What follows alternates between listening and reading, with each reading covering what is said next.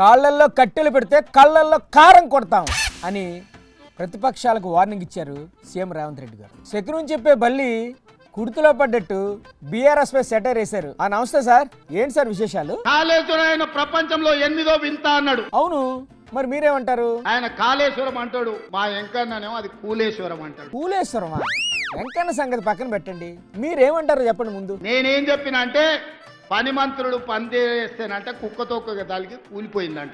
ఏ మాట కామాట సామెతలు అయితే సంపెత్తారు సార్ మీరు. నాయన అది 8వ వింత కాదు, ప్రపంచంలో ఏకైక వింత. అంటే 7 వింతలను మించిన వింత అది. 1,00,000 కోట్లు పెట్టిన కాళేశ్వరం 3 ఏళ్ల కుప్ప కూలిందంటే మిమ్మల్ని ఊరేసిన పాపం పోదు మీది. ఎందుకు సార్ అంత హార్ష్గా మాట్లాడతారు? చెప్పేది ఏదో కొంచెం లైట్ గా చెప్పొచ్చు కదా. గోడ మీద ఉండే బల్లి శకనం బలికేదంట, కుర్చీలో పడి సచ్చిందంట. ఓహో, బల్లి సామెత.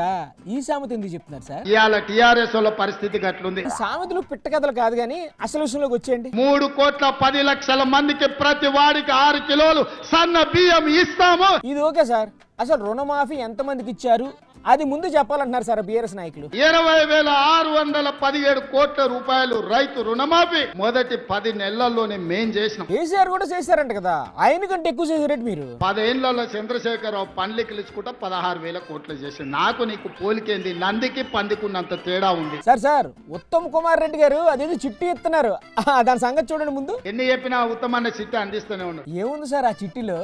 ఏమడిగారు ఆయన? అగ్రికల్చర్ కాలేజ్ ఉత్తమ్ కుమార్ రెడ్డి గారు అడుగుతున్నారు. ఇస్తారా మరి?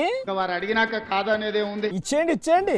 ఇంకా ఇంకో చిట్టి అందిస్తున్నారు. ఆయన ఏం రాసుకొచ్చారు సార్ చిట్టిలో? సార్ అదేదో ఇంకో చిట్టి వచ్చింది, చూడండి. అన్ని చూస్తా. ఇంకేంటి సార్ విషయాలు? ఇవాళ వాళ్ళు ఎట్లన్నా చేసి కాళ్ళలో కట్టెబెట్టి కింద పడేయాలని చూస్తారు. ఎవరు? ప్రతిపక్ష నాయకులా? అయ్యో, మరి ఆ కట్టెల నుంచి ఎలా తప్పించుకుంటారు సార్ మీరు? టీఆర్ఎస్ ఇంగోడో మన కాళ్ళలో కట్టె పెట్టాలనుకుంటే వాళ్ళ కళ్ళలో కారం కొట్టడానికి మీరందరూ సిద్ధంగా ఉన్నారు. నాకు నమ్మకం ఉంది. కాళ్ళల్లో కట్టెలు, కళ్ళల్లో కారం.